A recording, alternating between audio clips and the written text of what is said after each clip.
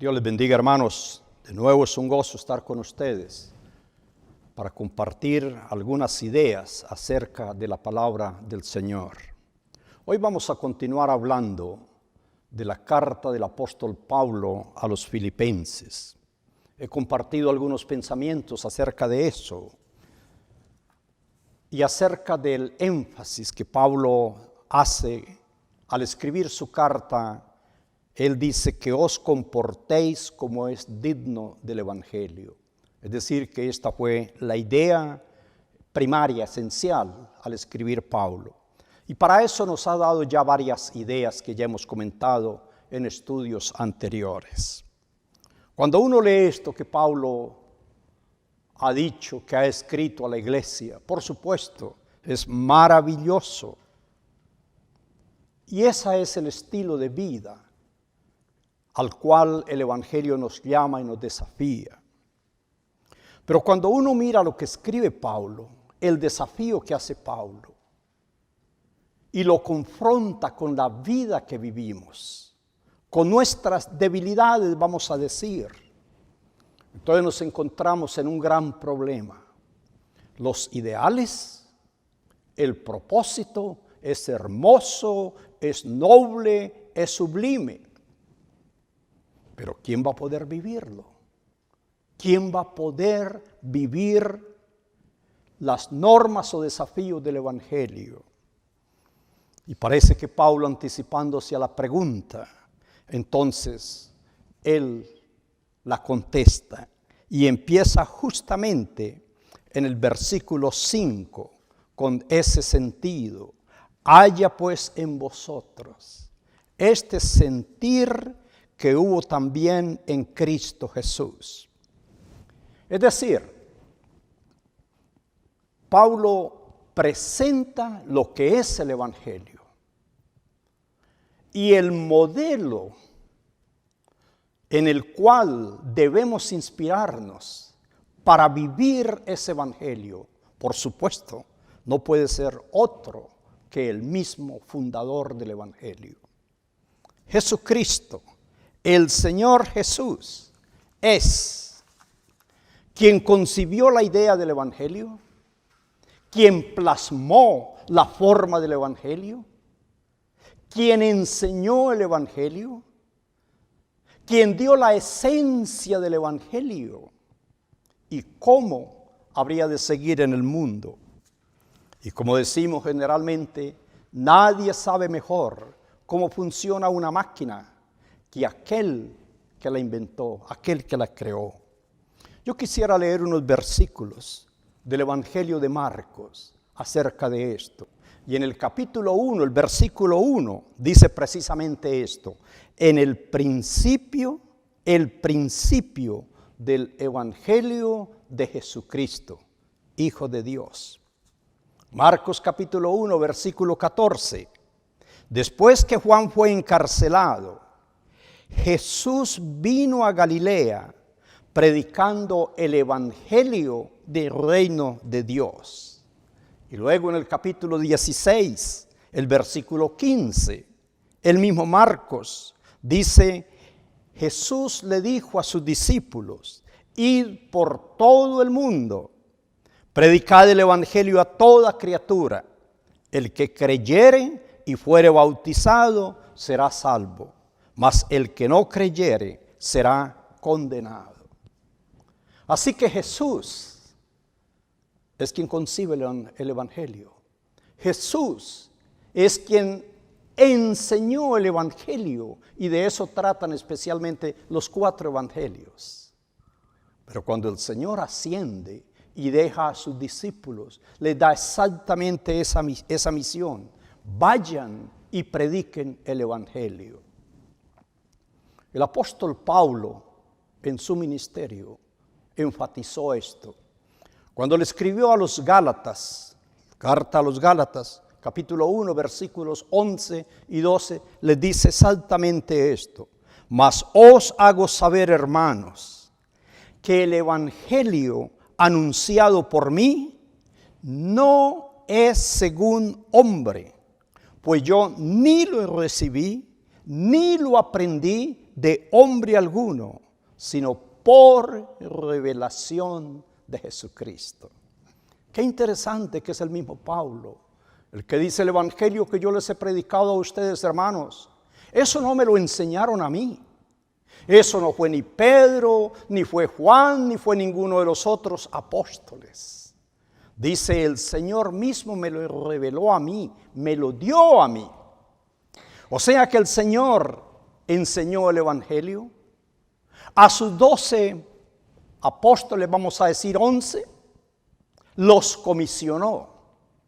Pero más tarde, cuando llama a Pablo, le dice: Pablo, vas a predicar el evangelio también. Y hago esta aclaración, hermanos, porque algunos dicen que el evangelio fue una idea de Pablo. Lo acabamos de leer, que Pablo dice: no, fue lo que el Señor me dio a mí. Algunos que no lo saben, o tal vez con una intención no muy sana, dicen que el evangelio se lo inventó Lutero o Calvino o cualquiera de estos grandes reformadores. No es así, hermano. Estos grandes hombres y tantos otros hombres y mujeres sencillamente desentrañaron de la Biblia, de la palabra de Dios, lo que el Espíritu Santo les dio, y eso es el evangelio. Por eso, cuando venimos a estas cartas tan frescas como los Filipenses, descubrimos de nuevo ese evangelio puro, sano, permítame decirlo, virginal, que es el que da vida. Y Pablo, inspirado por Dios, le dice entonces: haya en vosotros este sentir que hubo también en Cristo Jesús. ¿Cuál fue ese sentir que hubo en Cristo? ¿Qué fue esa motivación, vamos a decir, que Él tuvo? Pablo mismo nos lo explica, versículo 6, Filipenses 1:6, el cual Cristo, siendo en forma de Dios, no estimó el ser igual a Dios como cosa a que aferrarse. Es decir, no lo tomó, permítame decirlo, como una excusa. ¿Y qué es lo que era Cristo cuando dice que era en forma de Dios? Voy a leer algunos versículos que nos ayudan a entenderlo. El primero está en Juan capítulo 1, versículo 1 al 3. Dice: en el principio era el verbo era con Dios y el verbo era Dios. Este era en el principio con Dios. Y esto es lo que dice: todas las cosas por Él fueron hechas, es decir, por el verbo. Sin Él, nada de lo que ha sido hecho fue hecho. En Hebreos capítulo 1, versículo 3. Empieza diciendo el versículo 1 que Dios, habiendo hablado muchas veces y de muchas maneras a los padres por los profetas, dice: en estos postreros tiempos nos ha hablado por el Hijo. Y esto es lo que dice: el cual, el Hijo, siendo el resplandor de su gloria, la imagen misma de su sustancia, quien sustenta todas las cosas con las palabras de su poder. Ese es Jesús, ese es el Hijo, ese es el Verbo, el que es la sustancia misma de Dios. En Colosenses capítulo 1, versículos 15 y 16, Pablo dice que Él, Cristo, es la imagen del Dios invisible. Jesús dijo: el que me ha visto a mí, ha visto al Padre. Dice: el principio de toda la creación. Y el versículo 16 agrega: porque en Él, en Cristo, fueron creadas todas las cosas, las que hay en los cielos, las que hay en la tierra, sean visibles, invisibles, sean tronos, dominios, principados, potestades. Todo fue creado por medio de Él y para Él. Ese es Jesús. Eso es lo que Pablo nos dice, el cual, siendo en forma de Dios. Y luego volviendo a Juan 1:14 dice, aquel verbo, aquel que era en el principio con Dios, aquel que era Dios, dice, aquel verbo fue hecho carne y habitó entre nosotros y vimos su gloria, gloria como del unigénito del Padre, lleno de gracia y de verdad. En otras palabras, cuando Pablo le dice a los hermanos, a la iglesia de los filipenses, haya en ustedes aquel sentir que hubo en Cristo Jesús, el cual siendo en forma de Dios. Lo que acabamos de ver es que en verdad Jesús, Cristo, que es el Verbo, que es Dios, es el creador, es el autor, el forjador de todas las cosas. Y Pablo dice, ese ser, esa criatura, se despojó, y emplea ese término tremendo, se despojó a sí mismo. Es decir, que Jesús se quitó aquella gloria. Juan capítulo 16, versículo 5, Jesús ora con esas mismas palabras. A punto de ser crucificado, Él le dice, Padre, glorifícame tú para contigo, con aquella gloria que tuve contigo antes que el mundo fuese. De eso es que está hablando Pablo cuando dice, siendo en forma de Dios. Y siendo en forma de Dios se despojó de esto, dejó esa gloria, vamos a decir, y asumió una nueva forma de ser. Y dice Pablo, versículo 7, tomando forma de siervo, hecho semejante a los hombres. Jesús deja su gloria de Dios y se encarna para llegar a ser semejante a nosotros. Cuando Dios creó a Adán, al primer hombre, dice que lo creó a Adán a imagen y semejanza de Dios. Es decir, aquellos valores morales, aquellos valores espirituales, y hay que decirlo, eternos, que Dios le dio al hombre. Pero conocemos la historia de la caída y demás. Ahora hay que rescatar a esos hombres, a esa humanidad que Adán entregó. ¿Y cuál es la forma de hacerlo? Ahora es Dios quien viene y toma forma de hombre. Es a la inversa de lo que Dios hizo en el comienzo. Y para hacerlo, por supuesto, es que Jesús tiene que despojarse de tanto de su gloria. No de su esencia, no de su naturaleza, pero sí de tanto de su gloria. Era imposible para el ser humano, y es imposible para el ser humano, poder retener la gloria de Dios. Imposible. ¿Cómo hacerlo entonces? Pues despojándose de su gloria. Y eso fue exactamente lo que hizo Jesús. Pero no solamente toma una nueva forma de hombre, de ser humano. Dice que estando en condición de hombre, de siervo, se humilló a sí mismo, haciéndose obediente hasta la muerte y muerte de la cruz. Déjame resumirlo. Jesucristo es Dios.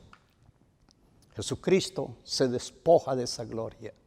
Jesucristo toma forma de hombre, como dice, de siervo. Y ahora en condición de siervo, dice que se humilla a sí mismo, haciéndose obediente hasta la muerte y muerte de la cruz. ¿Para qué hace todo eso? Primera de Pedro. Pedro lo dice, capítulo 2, versículo 21. Porque también Cristo padeció por nosotros. Y esto es lo que dice Pedro. Dejándonos ejemplo para que sigáis sus pisadas. Es exactamente lo que Pablo le está diciendo a la iglesia. Haya en vosotros el sentir que hubo en Cristo Jesús. En otras palabras, lo que Pedro dice, sigamos su ejemplo.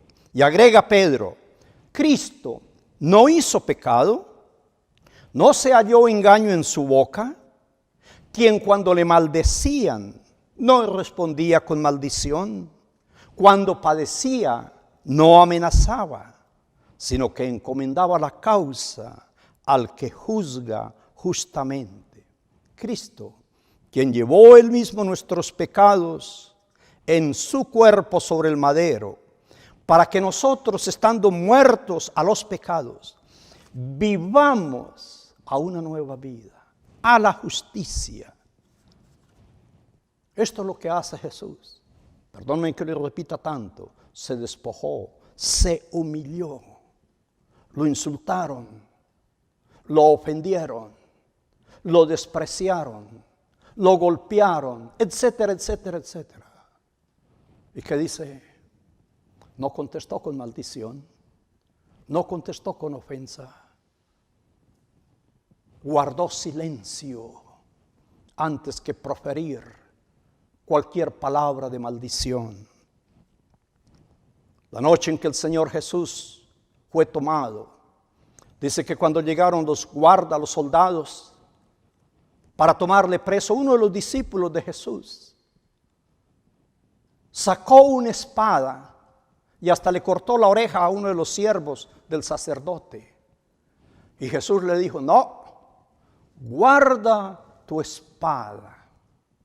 Y le dijo esto, ¿crees que yo no podría ahora orar a mi Padre y me daría 12 legiones de ángeles?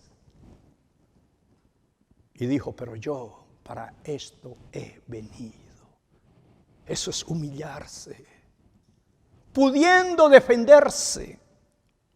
Una legión de ángeles, una legión romana, se estima que eran aproximadamente unos 6,000, 5,000 hombres. Así que si Jesús le dice, puedo pedir 12 legiones de ángeles, le está diciendo, mira, podría pedir ahora 60,000 ángeles para que me defendieran. Pero yo vine para esto. Eso es humillación. Pero esa humillación no solamente al dejar su gloria y asumir esa forma humana. Es una humillación que dice, lo lleva a ser obediente hasta la muerte. Y muerte de la cruz.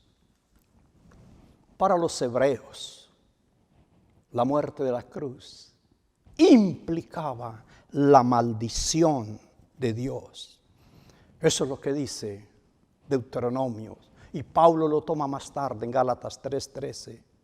Maldito el que es colgado en un madero. Si entre los hebreos alguien llegaba a ser crucificado, cosa que lo evitaban, vamos a decir, tenían que bajarlo de la cruz y sepultarlo antes que se oscureciera.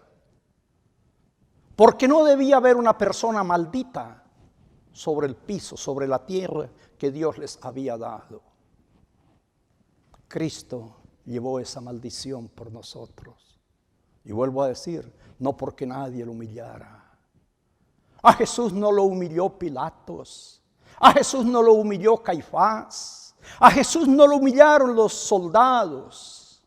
Él de sí mismo estuvo dispuesto a darse y a entregarse. Así que cuando Pablo le escribe a estos hermanos filipenses y les dice, hermanos, compórtense como es digno del evangelio. Seguro que aquellos filipenses pensaron lo que muchos de nosotros pensamos.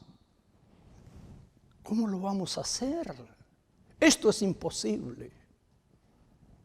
Entonces Pablo, como ya lo dije, les presenta al autor del evangelio, al que nos dice cómo debemos comportarnos. Y nos lo dice no en documentos, no en escritos, no en proclamas.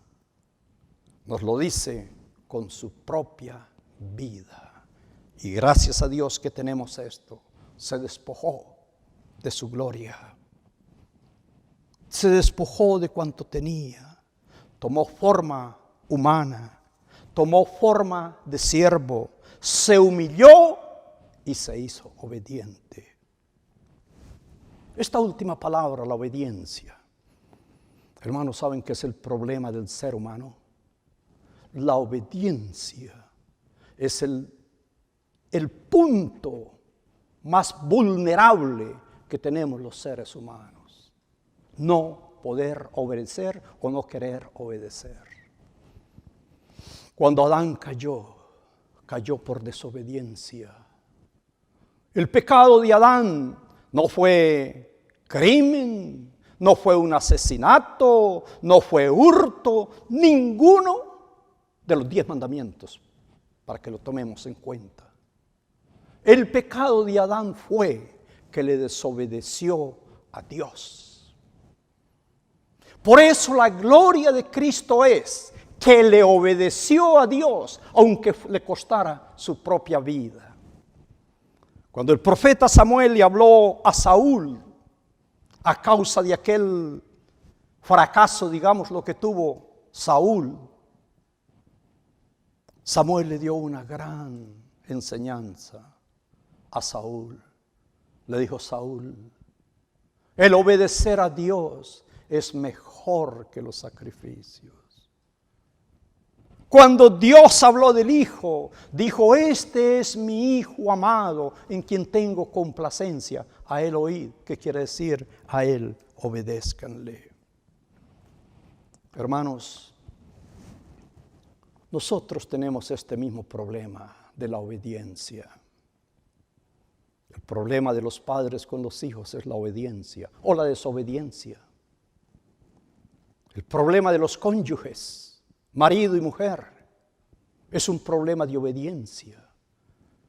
Llega el momento en que el marido decide no o la esposa decide no y entramos en conflictos. ¿Por qué? Porque tenemos un orgullo del cual nos cuesta trabajo despojarnos. Porque tenemos una actitud de la cual nos cuesta trabajo humillarnos. Y por qué no decirlo, nos cuesta trabajo llegar a ser siervos y nos cuesta trabajo llegar a obedecer. El problema de nuestras iglesias, y lo digo tantas veces con todo el respeto porque lo he vivido, es un problema de orgullo entre líderes.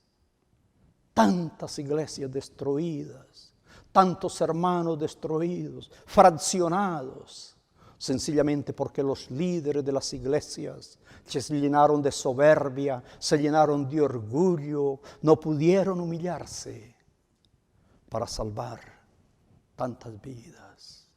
Tal vez por eso Pablo hace este énfasis tan fuerte.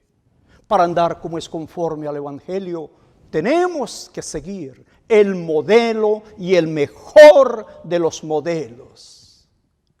Y Jesús lo hizo no porque fuera Dios, lo hizo porque asumió nuestra naturaleza. Con todo el respeto, mal podría Jesús exigirnos a nosotros que hagamos lo que no podemos hacer. Mal podría exigirnos a nosotros que hagamos lo que Él no hizo. Pero precisamente para eso se encarnó, para eso se hizo humano, para eso tuvo conflictos, para eso sufrió, sintió la fatiga, el cansancio, el desprecio, todo cuanto sentimos los seres humanos, lo sintió Él como ser humano encarnado, para enseñarnos que también nosotros podemos hacerlo. Y si algo nos faltara, Dios nos ha dado el Espíritu Santo. Dice Pablo: y si el Espíritu que resucitó a nuestro Señor Jesucristo de entre los muertos mora en vosotros, ese Espíritu que resucitó a Cristo también vivificará, levantará, le dará el poder a nuestros cuerpos mortales para que vivamos según su gracia. Gracias a Dios por el Espíritu Santo. porque somos personas limitadas, porque somos personas incapaces, porque no podemos. Y por supuesto Dios, sabiéndolo, entonces nos da su Santo Espíritu. Ese Espíritu es el que nos ayuda a vivir la vida cristiana. Sin el Espíritu Santo no podemos. Gracias a Dios. Gracias a Dios. Podemos vivir conforme al Evangelio de Jesucristo, con el ejemplo de Jesucristo, con la ayuda del Espíritu Santo, cuando nosotros estamos dispuestos a despojarnos de nuestro orgullo, a humillarnos y a obedecer la palabra del Señor. Yo espero, hermano, que usted en medio de sus conflictos, de su lucha, usted tome esta carta, usted la lea, usted la estudie y pídale al Señor que por su Santo Espíritu le ayude a entenderlo y le ayude a obedecerlo. Usted va a ver la bendición de Dios en su vida porque Él lo prometió. Yo quiero orar para que Dios nos ayude. Vamos a orar. Señor, te damos gracias. Tu palabra dice que lo que es imposible para nosotros, para ti, Señor, es posible. El Señor nos ha dejado esta bendita palabra con el propósito de que nosotros aprendamos a vivir conforme a tu evangelio, Señor. Gracias, Padre, por este hombre, Pablo, a quien tú le diste tanto. Y gracias que él aprendió estas grandes lecciones de entrega, de sufrimiento. Y Señor, también lo hará en nosotros, para tu gloria, en el nombre de Jesús. Amén y amén.